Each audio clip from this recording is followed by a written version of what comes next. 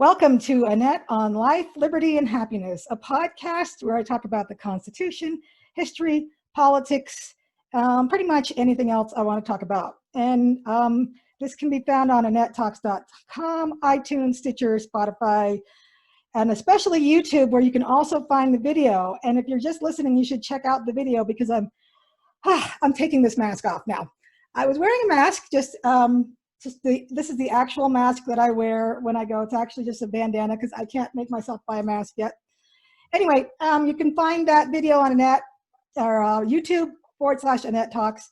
And also you can find me on Facebook/Annette Talks. Also, masks mess up the hair, which is another dance. Anyway, we are going to be talking about masks today. To mask or not to mask, that is the question. And I'm joined by Alena Ericksen. Hi, Alena. Hello, good to be here with you. Did I pronounce your name right? Alena, but I answered everything. Alena. Okay. Yeah. So you and I go back a little ways, and we met first through BYU, Idaho. And then we were Facebook friends, and I started noticing that you were commenting on a lot of my posts and that you made a lot of sense and that we were kind of on the same page on a lot of things. And but you also brought a new element to the discussion on masks that I don't have the background on because you are a master herbalist. Mm-hmm. And you said you went to the School of what? Natural Healing? School of Natural Healing, yes, here in Utah. It was founded by Dr. Christopher in 1953. Great. All right, because when we would start talking about masks and the virus and everything, you would bring another element about how we should be taking care of our own immune systems and taking responsibility for our health. And so I want to bring you on partly for that, but partly because you're a freedom-loving, outspoken lady like myself, and I felt like you're a kindred spirit. I thought, let's have you come on and we can have the same discussion, only more so than what we've been doing on Facebook. So I'm glad to finally see you, not in person, but at least on video. And so we are going to be talking about masks and coming at the mask issue from a lot of different angles because there are a lot of angles to this whole thing. And what's interesting is that, I mean, the stay-at-home orders have really been controversial, and both sides have really kind of lined up. You know, the more conservatives tend to be like, let's open up, and the more liberal tends to be like, no, let's stay shut down. But then masks came around, and they're almost more divisive than the stay-at-home orders. Really interesting. Like, I didn't expect that. But as soon as I started talking about masks on Facebook, wow, I got so much reaction. And so I wanted to talk about this, and I've been talking about it so much on Facebook recently that I'm ready to have this podcast and then post it and then be done with it, you know, for at least a while. I hear you. Yeah, it gets to be a bit much. But so I wanted to start out with, you know, why we're wearing them and if they're effective. And I remember the end of April, I saw a video from the CDC, and she ended with, and healthy people don't need to wear masks. And that's like totally, we're 180 from there. And they've now said, the CDC and the WHO and whoever else, you know, have all jumped onto that. We should all be wearing masks because we don't know when we're sick. We could be asymptomatic, and so we don't want to spread it, and we're going to wear them. And so now we see several cities, counties, states are making it mandatory to wear a mask outside. I'm right next to a city, the city of Lone Tree, that's requiring it, where our county has said we're not required to wear it. And so between the being required in several areas and stores wanting to open up, it's becoming like almost a culture of we're all going to wear masks. And so, to go back, I want to talk about whether they're effective. And I've looked up several articles and opinion pieces where they refer to studies or reports. And well, I'm just going to read a little bit of this one that I got from, I believe this was a BBC article, but it's a British study, and several doctors talked in a report about whether they thought masks were effective. And so the question was, should everyone be wearing face masks about the coronavirus? And it says the conclusion is based on analysis of 3 considerations, including the role of droplets as a route of transmission and whether masks can help to reduce dispersal of droplets. However, authors note there are only a small number of studies. And so they basically say that the evidence falls short of delivering new evidence. And so they don't really have any evidence that says, yes, these are highly effective. They say that there is some effect, that there can be some effect, but it's not conclusory. It's not for sure that these are effective. One of the earlier statements is our analysis suggests that their use could reduce onward transmission by asymptomatic and pre-symptomatic wearers if widely used in situations where physical distancing is not possible or predictable, contrasting to the standard use of masks for the protection of wearers. The report notes, if correctly used on this basis, face masks, including homemade face cloth masks, can contribute to reducing viral transmission. So there's a lot of cans, maybes, shoulds, and some of the conclusion that they kind of reach is that if you're really close to someone, because they mentioned not being social distance, if you're close to someone, then the droplets of that sick person shouldn't go through the mask and you shouldn't get sick from being close to that person. But another report I read said that mostly when it's transmitted, it's not through the droplets or coughing, it's through touching something that a sick person has touched and then touching your face, because then it goes into your mucous membranes, which is how you get sick. And so social distancing actually seemed to be more important as far as transmitting from coughs or sneezes than a mask. And well, and interestingly enough, the Blaze and the Wire made a comment about CDC. May 20th, they came out and said, we really think that this is more of a communicable disease or an infection where people get it from being really close to other people. So it's not so much even a hard surface issue. Right, it doesn't live on the hard surfaces, yeah. So now they're kind of changing a little bit again, and I think we're seeing that. Like, the story is changing from the beginning of this to the end on what we needed to do to protect ourselves. Yeah, that's one of the things that's so frustrating about it, is because some of the other things that doctors have said about this report, it says the report is overly optimistic about the value of face coverings, and it is incorrect to conclude that the evidence shows that face covering can reduce viral transmission in the community. He said there is, in fact, no good evidence that face coverings achieve this. And he says the report largely ignored real-world data, which suggests low effectiveness, albeit for protection of the wearer. And so a lot of these are saying it's really not for the protection of the people that are wearing it, it's for the protection of the people they come in contact with. And so, which implies that if you're sick, okay, if you're sick, wear a mask. To me, that makes sense. I mean, I don't know if I was sick, if I had to go out and I was sick, then I would wear a mask. If I was sick and I knew I was sick, I just wouldn't go out. I wouldn't do that to people. Well, that's what we've always kind of done. If you're sick, then you take on that responsibility to protect yourself and to protect others, right? Right. I think, I have a few quotes thoughts from Dr. Blaylock. He's a neurosurgeon. He said he agreed there's really not a lot of scientific evidence for the COVID, but he brought in the 17 flu studies that were done with masks, and every single one of them were inconclusive. Oh, gosh. And in conjunction with this, Dr. Bart from Orange County, California, he said, they are not as effective as we are led to believe, because too many people are touching and adjusting and, touching things and then touching their masks. And so again, but it goes back to the thought, are we really to make the statement that you're only protecting others, it's not about you, is kind of contradicting, because how do you protect others but then not protect yourself? So if I'm a healthy person and I'm wearing a mask, and if somebody has droplets that come at me, shouldn't that mask protect me? Yeah, it should be a two-way thing. So I personally don't agree with that argument, but even the Utah State epidemiologist said masks will not protect those wearing them from the transmission of the coronavirus. So my state doctor said this. She's saying that especially homemade masks, they haven't been studied and they're probably not effective.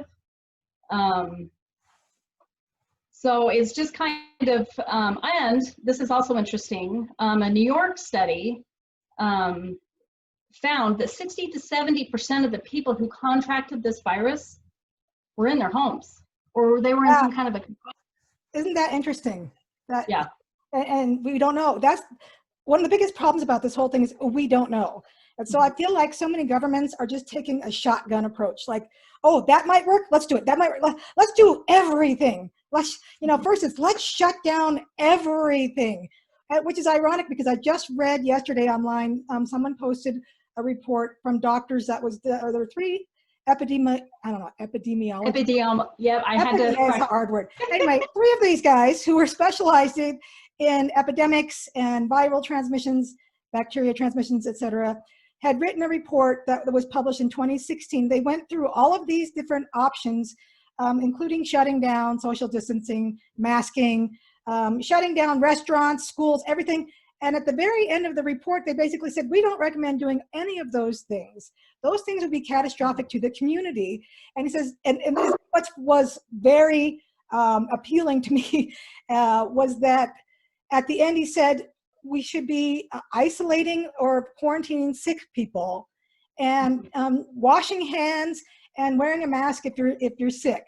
And it was all the things that I was said at the very beginning of this thing when they were shutting everything down. I said, why are we not just keeping people who are like elderly or immune compromised in some other way?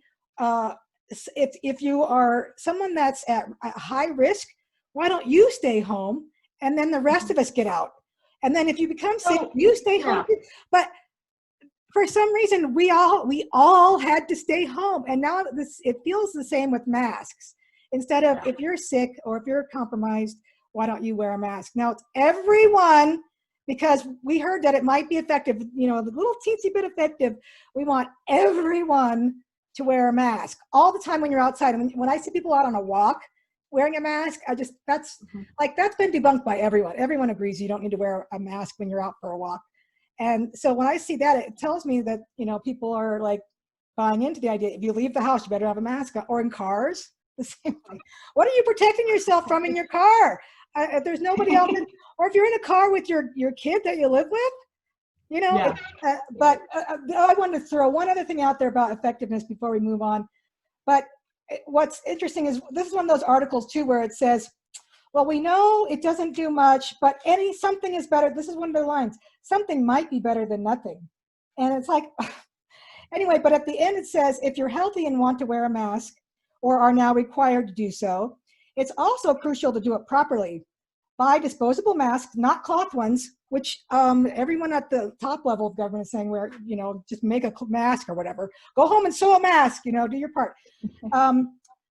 The warm, moist environment near your mouth makes it likely that a more permanent mask will harbor bacteria and viruses, thus increasing your chances of getting sick. Though if cloth is all you have and you're in close contact with someone who's ill, washing it regularly may still be better than nothing. May still be better than nothing. So it's, this much effectiveness. If you have a fabric mask, make sure you're washing it after each use. You'll need to wear the mask all the time, since you never know when you might be around an ill person, and you'll have to, again, I thought we were protecting other people. And you'll have to make sure you don't keep touching your face to adjust the mask. That would be wildly counterproductive. When you remove it at the end of the day, make sure not to touch the front, which may be contaminated with viral cells. Remove it by the ear straps. Otherwise, you're just transmitting everything the mask has been filtering out all day onto your hands, which will likely touch your face several times in the next hour. Again, counterproductive. So it's like, okay, so you're going to do this because it's better than nothing, but make sure you do it exactly right. Otherwise, it's going to be worse than nothing. And then it says, at the end, it's like, washing your hands is much more effective than wearing a mask. So the conclusion that I'm reaching from everything I've seen about wearing masks, and even our county, what was funny is the Tri-County Health Commission, which governs Douglas, well, doesn't govern, they're supposed to give us their advice, but we're acting like they're in charge. They even have, you know, I asked them, are we required to wear masks? And they actually sent me the PowerPoint that they used in their meeting to, you know, when they discussed whether to make this mandatory or not. Despite biologic plausibility, no community-based studies actually proving their effectiveness. But, you know, the city of Lone Tree right next to me, which is also in our county, have taken it on themselves to make it mandatory. So I'm just going to say it's obvious from any study you find, even these tri-county health folks, which are supposed to be our, you know, the ones that know, do not say this thing is definitely effective. It's better than nothing, maybe, kind of, sort of, if you do it right. So, well, and if I may, I would like to quote Dr. Bart from Orange County again. I kind of like how he said this. He said, theoretically, the idea is being perpetuated that we are crop dusting the planet. I loved how he said that, crop dusting the planet with pathogens. He said, there's just not the evidence for that. That's hilarious. And, you know, I think you mentioned immunocompromised people, because I've heard a lot of good people that care about the immunocompromised people, and so they're mentioning, well, we need to protect them. So let's study how many immunocompromised people do we have in the U.S. There's about 330 million people in the U.S., and they estimate 3% of the population is immunocompromised. And yet that's not what I saw somewhere, and I don't even know where, you know, there's so much out there that something like 25% of people have something, and I don't know if you consider it immunocompromised or not, but like diabetes or heart condition, maybe other things that would make them more susceptible to COVID-19. And I don't know how true that is either. Although we're going to get... Isn't it interesting, though, that they are saying that about a virus they don't know anything about? Yeah, yeah. Because, you know, my dad has a heart condition, and they've told him the same thing. Hey, you're really susceptible.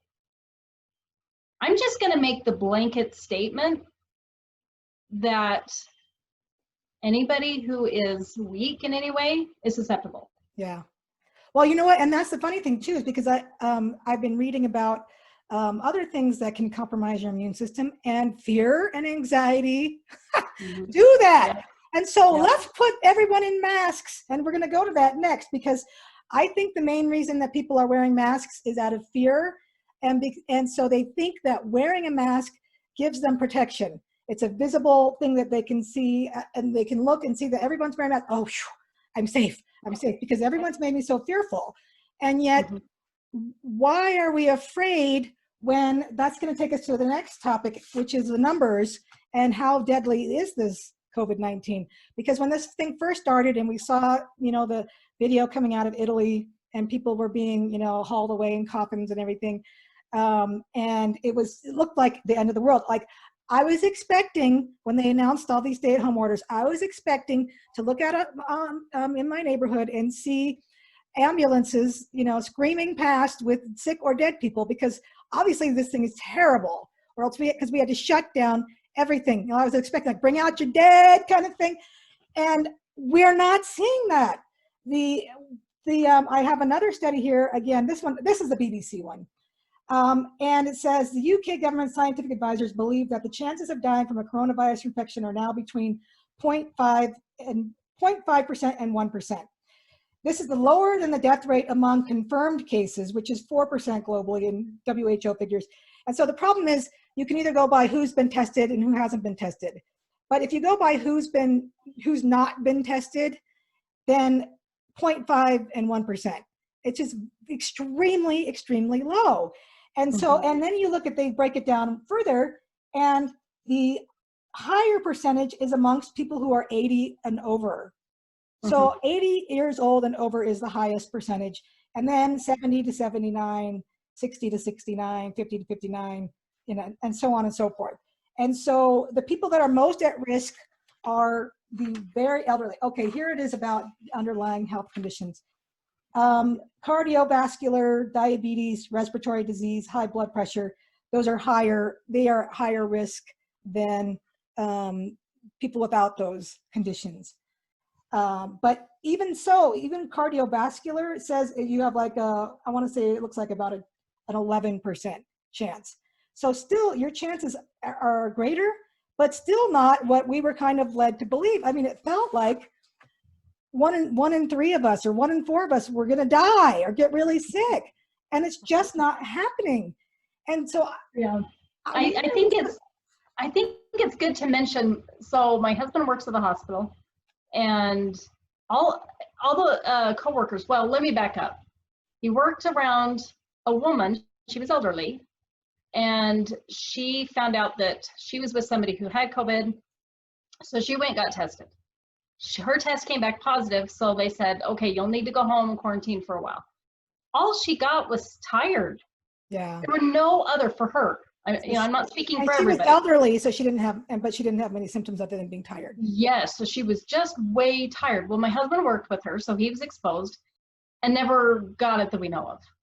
I mean, so we are not obviously we are not guaranteed to get this thing just because we're exposed, or right. We might get it and never have symptoms. And yes, and that was the other thing I was going to bring up really quick, was a lot of the coworkers that he works with, they just, for out of curiosity, went and got tested, and every one of them never got sick and have the antibodies. Huh. So and I've had conversations with different nurses and said, tell me, what is it like? What are you seeing? If you didn't know anything about COVID, would you say this is a new thing? And again, maybe it's different for our area. They talk about viruses mutating. Maybe it's mutated since it came from China or whatever that story is. Yeah.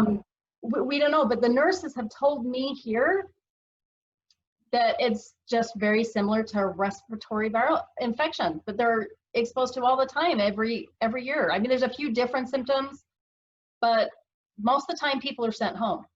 So yeah, and so to me, I know one person that's gotten sick, and she was hospitalized, and she is on a long, long road to recovery now. I don't know what her underlying conditions are or if she has any. She's not in the at-risk. I would say, I hate to even guess on age, but maybe late 50s, early 60s. So there's some increased risk, but not much at that age. And she's gotten deathly ill. She, I guess, barely made it. She did make it. She's at home now. She's recovering. That's the one person that I know. I've heard rumors. I heard about one guy that I kind of know. I don't know anyone that's died. I don't know anyone else that's gotten sick. And so, yes, it can be very nasty. We've seen it. I mean, she was on a ventilator for a while, and it was very nasty. But that's one person. And so I don't know, I don't understand where all the fear is coming from, unless it's just that people are spending too much time watching the news, who are doing a really great job of spreading fear, because if you'll watch them, they're going to say whatever it takes to get you to watch them. So if they can keep the fear level up here, they'll do that. But well, and that's a really good point, because when you ask why are people so driven to wear them, and that's not the argument I want to make, because people need to do what they feel that is right for them. Mm-hmm. But here's what we know psychologically. Here's what we know: we fear unknown risks. So if you don't know something, you're more likely to fear. And you hit it right on the nail when you said, if the media is perpetuating fear and somebody's watching that and only that, then they're going to be afraid. Yeah. She also said, when people feel out of control, then they need something to gain control. Yeah. And so if that is wearing a mask to feel like you're in control, to make you feel, people will do that. Herd mentality is real. It's also called behavioral mimicry. Mm. So if everybody's doing it, I guess I should too. Yeah. But, and this was really interesting. We don't know the effects on children. Yeah, that really concerns me. But what we do know is that kids don't get COVID-19. It's just not, and they don't spread it to each other. But even the mask wearing is what I'm saying. We don't know the effects of children, because if you take a baby relies on the parent's facial expression cues. In fact, 70% of human communication is not verbal. Right. It's body language. And a lot of that is facial. So when we cover that up, I think it's a reason to say We're already socially distancing because of electronics. Mm-hmm. And now we don't even have the face to do that much. Yeah, and that's what that raises a really big issue. And one of the things that I wanted to mention is that, when these health specialists or the CDC or whatever, when they put out recommendations, what they're doing is they're putting out a recommendation for the best way to get rid of that virus. And that's it. That is the only thing that they're looking at. And so they ignore, and that's because that's their job. That's what they're supposed to do. They're supposed to prevent viruses from spreading. That's their job, to give that advice on doing that. But it largely ignores everything else, all the effects that what they're recommending create. And so, okay, if that's all you want to focus on is that, and that's better than nothing, I might buy that argument. Okay, the only thing we're worried about in this world right now is getting rid of the virus. That's it. Period. End of story. Then I might go along with it. And that's why I want to talk about the effectiveness and the death rate first. Because if you could show in studies, let's say that we've been through this like 20 years ago, and everyone wore the masks, and it was 100% effective, and as soon as everyone masked up, the thing went away, right? And couple that with maybe the death rate was 25% or something horrendous like what we thought it was going to be, then I might be like, yeah, you know what? You're right. Let's mask up, kill this thing, be done with it. But that's not the case. First of all, we know that they're not effective, and we know the death rate is not high. It's highly contagious, but not very fatal.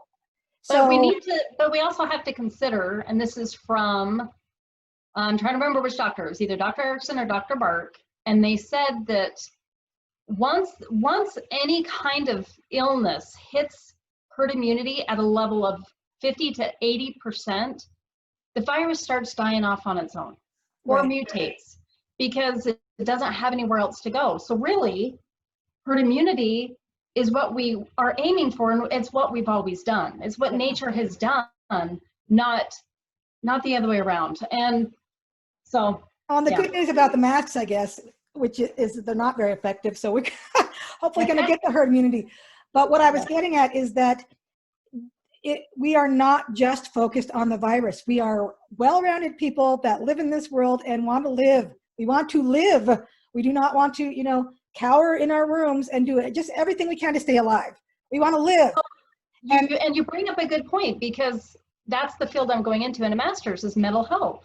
Yeah. And you can't hardly get an appointment right now. Mental health is a crisis. And that was another one of those things they said in that report where they said, don't shut things down. They said, because you're going to cut off essential services. It was so funny. It was like reading a report that was done like 5 years from now saying, oh, this is really bad that you did all these things because this is what happened. These guys in 2016 were saying, this is what will happen if you do this. And yet that was completely ignored, which tells me that there's more to work here than just trying to cure the virus. But anyway, so wearing masks is not just affecting the virus. It has other effects. And one of them is that it is making the climate of fear worse. Because when you go out and you see, especially like when you see people on walks, that's just ridiculous. I discount the people that are wearing them on walks. But when I go into the store, because I love going to Target, it used to be my favorite thing and now it's my worst ever thing. And I walk in and I only go to the stores that don't require masks, because I'm not going to get into it with a store owner because they're just trying to keep their store open. Or with a cashier. And I absolutely hate it when I hear people not wanting to wear masks and they're yelling at cashiers or whatever. People, let's be decent. Whatever you're doing, be decent. But when you walk in and like, it just happened yesterday, which is one of the reasons I'm thinking about this so much, but I walk in and everyone's masked up with the exception of maybe I saw 5 or 6 other people not wearing them. And my first thought was, this is just like, it's very dystopian. I feel like I'm in some kind of an environment where we're afraid of each other, and we're afraid of everyone around me is going to get me sick. And so I've got to protect myself from that. And then secondly, I can't see mouths. So I'm hard of hearing. So that makes it hard. I can't read lips. So there's that. But then there's also the other bigger thing, which is this is a very visual way to see if people are complying or going along with what everybody else thinks should be done. And so I felt like a total fish out of water. Like, I'm this, I know I'm being perceived as a selfish, want to kill people, bad person or whatever, because I'm not wearing a mask. When in reality, we just talked about why I don't believe masks are the answer. And so it's virtue signaling now to wear a mask, because I follow the other side on Facebook. I see what they're saying, and they are saying things like, you're selfish, you don't care, you want to kill people. And that's the attitude that if you're taking as a mask wearer to a non-mask wearer, that's also a bad road to be going down, especially when I hear that we're going to be going into a new normal where everyone's going to be wearing masks forever. And I'm like, heck no. Yeah. And so I'm not going to wear one. When I'm in a store where I'm not required to wear one, I won't wear one. I will stay social distance from you, because that's what you do anyway. I mean, I won't pass right by someone in a grocery store anymore. I will give them their distance, because I respect everyone's need to feel safe, and I respect everyone's need to, have a reasonable amount of room between us. Now, occasionally I'll wear it, and if I see an elderly person, I will put my mask up because I want them to feel safe. Again, it's about making other people feel safe, even if I think it's not really effective. But I'm not going to conform to the point of, yes, I'm going to wear a mask whenever I leave the house and whenever I go to a store if I don't have to, because I think it's a very bad precedent that we have this mentality that we're all going to fall into line and do something because a few people think it's a good idea, even though these studies don't support it. I'm just not. So, and I think it's important, as we mentioned before we started recording, that a few issues I have with the mask, and you can see me on Facebook. I quoted Candace Owens and said, I won't be wearing a mask, or I won't be copiously washing my hands more than I usually do. And the reason I say that is because, not because I don't care.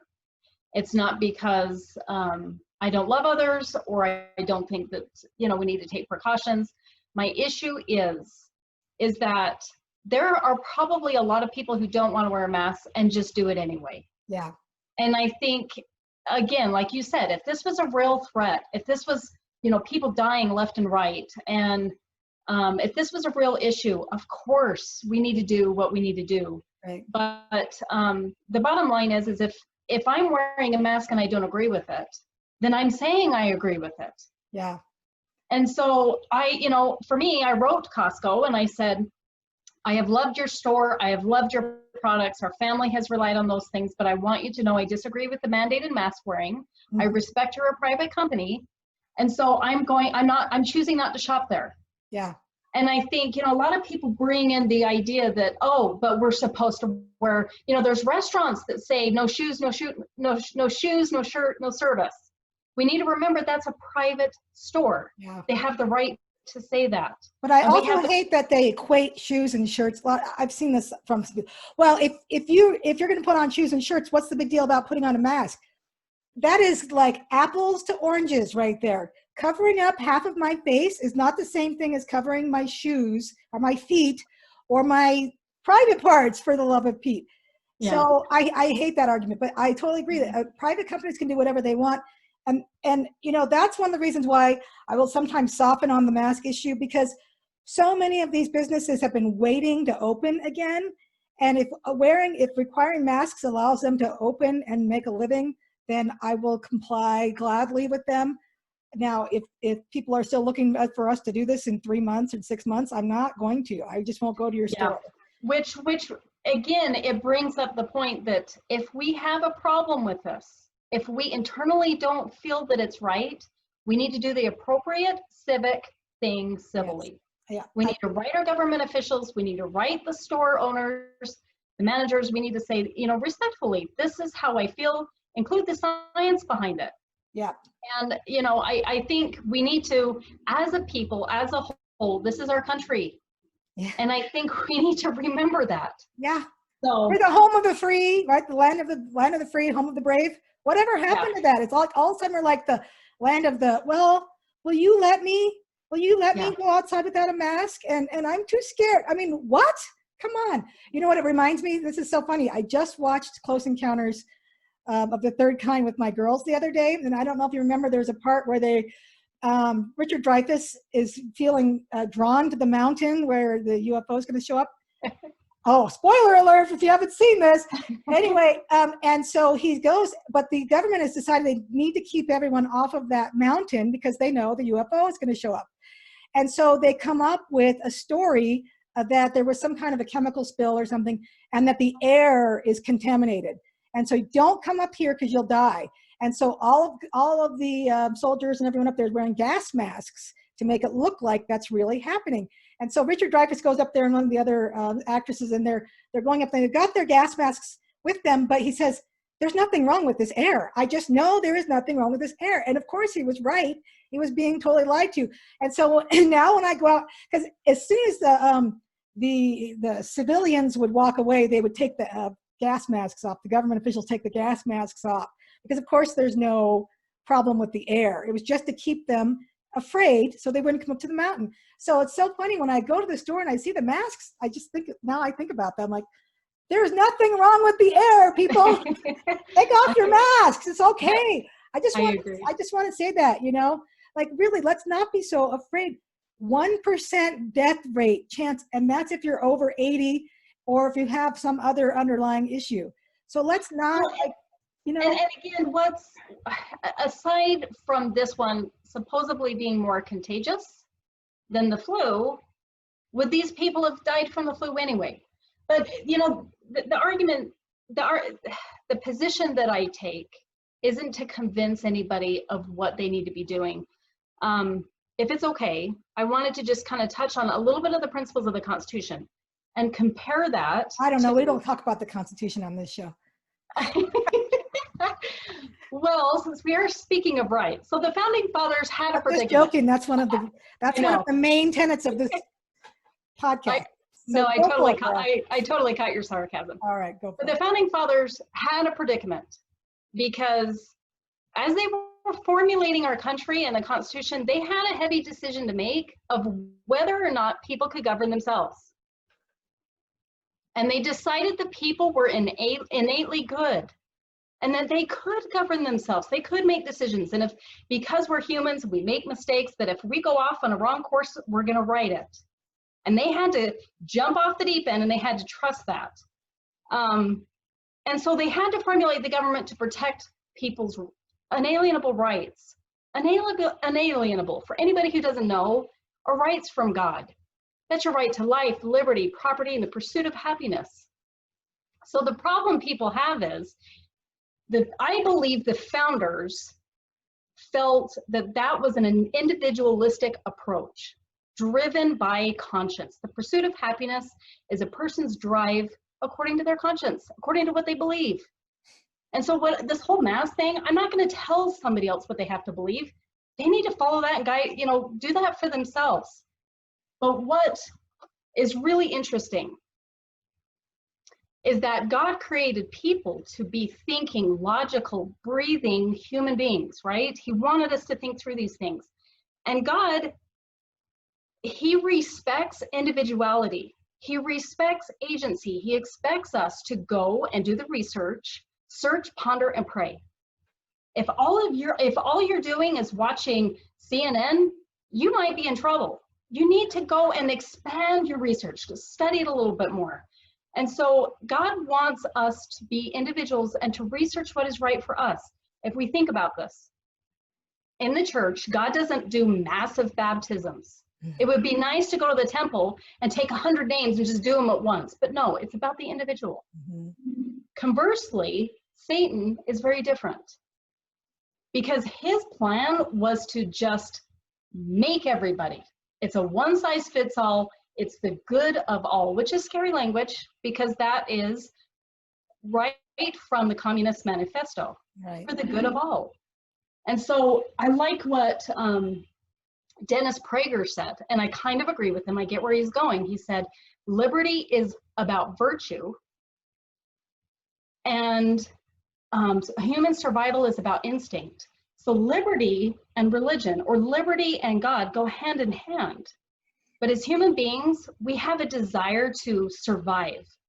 So the natural man or woman in us says, I've got to survive. And so oftentimes socialism or communism are stemmed from that desire to just survive, the instinct to survive. And so we either operate on a foundation of faith, or we operate on a foundation of fear. And those are really important things to remember. I wanted to quote Ezra Taft Benson. He said, the final analysis, what the framers did under the inspiration of God, was to draft a document that merited the approval of God himself, who declared that it should be maintained for the rights and protection of all flesh. We have a reason to celebrate our agency, our freedom, and our right to live life according to our conscience. So if you believe in wearing a mask, then do it. Right. And if you don't, you shouldn't have to. Yeah. And by all common sense and reason, if we were to say, okay, we're saving the planet, we're saving that one person, that person that might have an immunocompromise, then we should have been born with a mask. Because we are human walking pathogens. It's just, right. it's crazy. It almost sounds like you're saying teach them correct principles and then allow them to govern themselves. Yes, yes, because, and if we were to say, but it's not, I've heard somebody say, it's not your right to not wear a mask. Hold on. Let's back up here. Your right, the founders intended your rights to be individualistic. If you're talking about interpersonal or communal, then we have to talk about values. Because what somebody values, you cannot mandate a value. You cannot say, this is my belief and everybody has to do what I feel is right. Right. We all need to be advocating for choice. Yeah. And really, I think that's the heart and that's the solution of the issue, is choice. It's agency. And it's based on value. It's driven by conscience. Right. I have said from the beginning that if I were governor of any of these states, what I would have done is, first of all, I'll probably find, better than Fauci as someone to look to for advice. I would probably also go and find that report that I found yesterday that talks about what not to do. But I would look at all of everything, all of the evidence, everything that's proven to be effective, not effective, etc., get it all together. And then I would go to the people and I would say, this is what I've learned. This is where you can find the same information. This is what I strongly believe. So I want you to be educated and then go make that decision. Mm-hmm. Now, there, if it gets to the point where it's like 25%, death rate or whatever, then we might have to start quarantining like sick people that are. And don't you think the good people on this planet would jump to that? Yes, of course. I think people, it's like, I've even heard I've heard the argument that, but we have government things in place for our safety. We have speed limits, and they're trying to tie it into this. These things are installed for safety. Well, I can make the same argument and say, well, okay, so the founders who believed that people could govern themselves, did they create road signs that said, walk only with your horse, trot, and gallop? Were there speed signs on their dirt roads that permitted walk, trot, or gallop? No, they believed people were smart enough. Now, I'm not saying, I just think people are innately good and they will want to make good decisions to help other people. It's not that anybody's trying to kill anybody. It's not that I just want what's natural. And what is natural is that we interact as human beings and that we understand that our immune systems are incredible. They're absolutely That leads us into our last point, because obviously you have a lot more education and background in natural healing and naturally keeping our immune systems healthy. So I would like you to give us a little, like maybe 5-minute overview of what people can do to gain a natural immune system, or a healthy immune system if they don't have one now, or to keep an already healthy immune system healthy. Okay. So at the School of Natural Healing, before I went there, I had deep questions about our body's ability to heal. Because if we can cut our hand, or if we can burn our hand, or if we break a bone, our body knows how to heal. For women, we can develop a baby. For women, most women, we don't have to think about nursing. Our body just does things. And so I thought, when does that begin and end? Now, the School of Natural Healing is founded upon the principle of vitalist, which basically means that we have a blueprint to heal. Our bodies are driven and guided towards wellness and healing. If you are having symptoms, if you're having pain, that is an indication that something is wrong. And so we believe in working with those symptoms to help somebody get better. So let me give you an example. Somebody has a fever. The human body will never get above 107 degrees.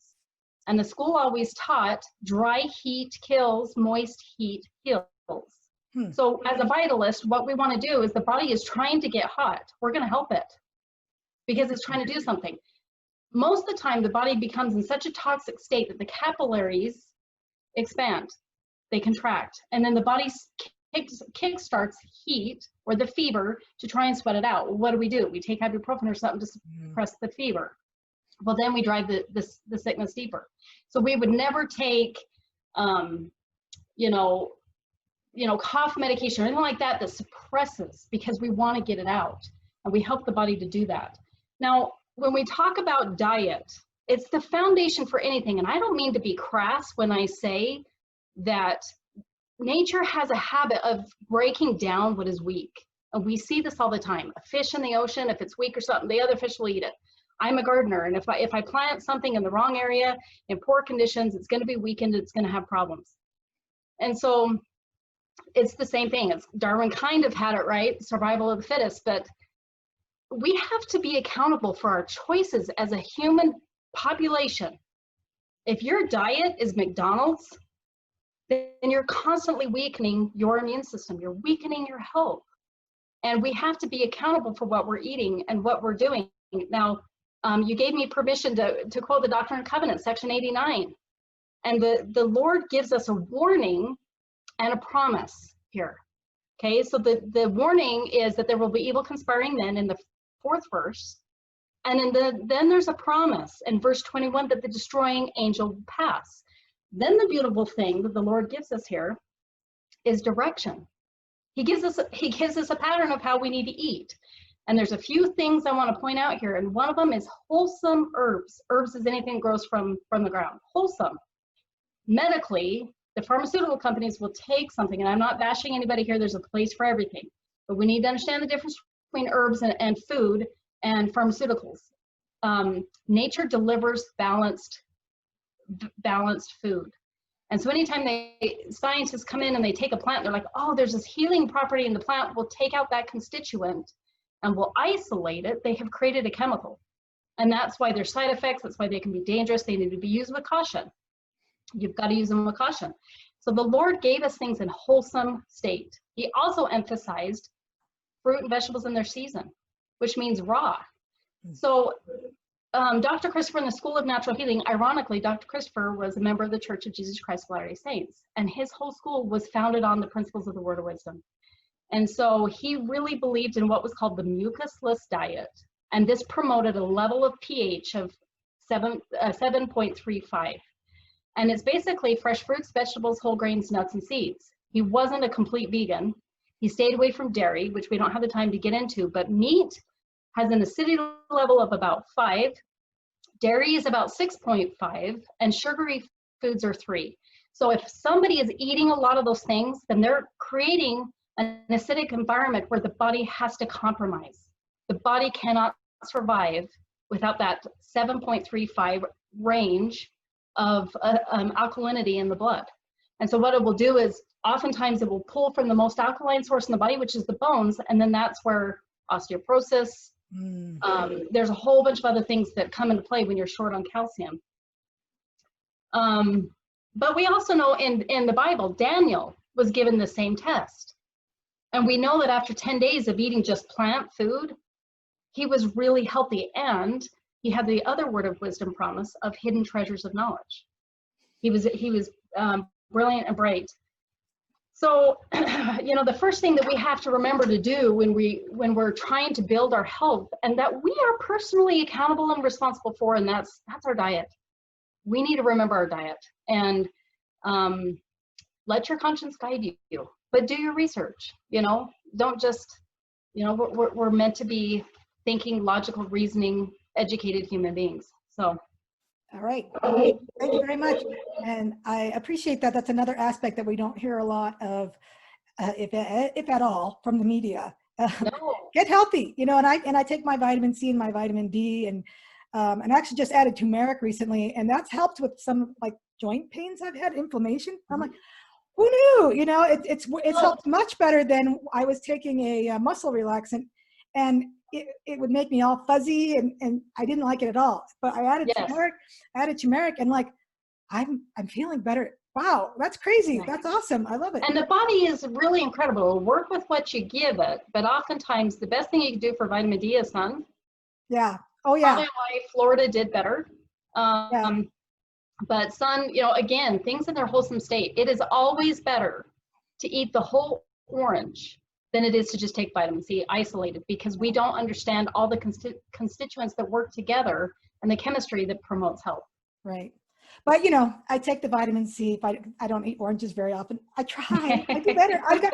It's funny. Okay. This whole started, and I was talking to a friend, and she says, "Well, what are you doing to help you during this time?" Well, I said, instinctively, I know I need to eat more fruits and vegetables, and so I started doing that because I know that I want to stay healthy. I mean, I believe this thing is not fatal, or I mean, it's fatal, but it's not going to kill me. I believe that. That doesn't mean I'm not going to get it, although I think I've had it. But anyway, the point is I could still get it. So I want to take care of myself so that I don't get super sick if, I do get it. And I need to take care of myself so hopefully I won't get sick, because I have 3 daughters to take care of. Yeah. But I would much rather do it by, I go for long walks every day out in the sunshine, out in nature, and meditate, to try and keep the stress levels low, and eating somewhat healthier at least. And I'm taking my vitamin C and my vitamin D and everything because I want to stay healthy, and I want to do it in a happy way and not, put on my mask and help not to, get the. And if I can share really quick a test that was done on mice, because this is really fascinating. So a few ideas. Harvard came out with a study and found that children who are raised on farms are healthier. Huh. They have less allergies and less autoimmune diseases later in life, less inflammation, and it's because their immune system is so strong.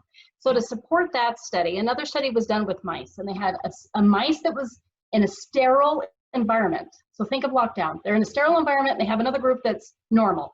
And so what they did was they tested that we know a lot of our immune system lies in our gut. What we're beginning to see and understand is that we have a whole immune system on our skin.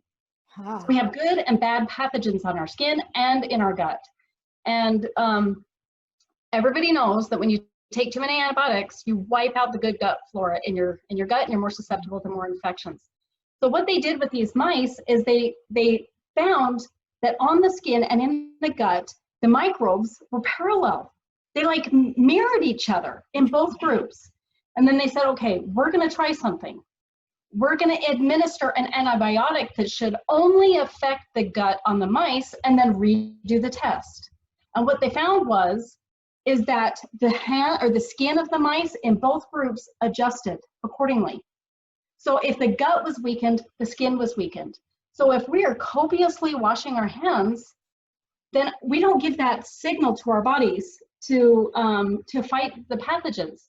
And so we don't know if it's a primer, we don't know if it works together, but to connect this to nature, we know that mothers do the same thing when they nurse their babies, because they're kissing their babies and they're loving their babies. And as they're doing that, the mother's body picks up information on how to make breast milk specifically for that child's immunity because of what's in the environment.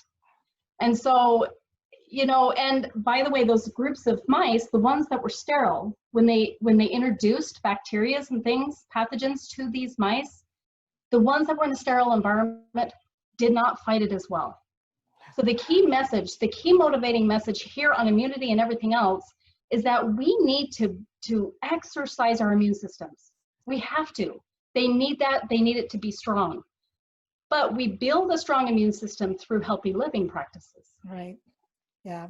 It's a hard sell. meditation. It's a hard sell to Americans because our diet is pretty bad. And anyway, but I appreciate all of your great information and the fun conversations we have on Facebook. And I like the fact that you bring another level of knowledge to this. And do you like work with clients at all on this kind of thing? Yeah, I would be happy to. We, I mean, again, there's definitely a lot of different herbs that people can take and consider taking. I would suggest echinacea, elderberry, garlic is fantastic. Dr. Christopher this is, I don't know if you can see it. It's light. It's kind of, yeah. The light is coming right on it. I know, I have the window, okay.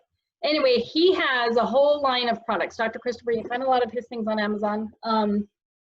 But there's so much that people can do, you know, to strengthen their immune system on their own and support that through herbal supplementation. All right, so if someone wanted to reach you for more information, where could they reach you?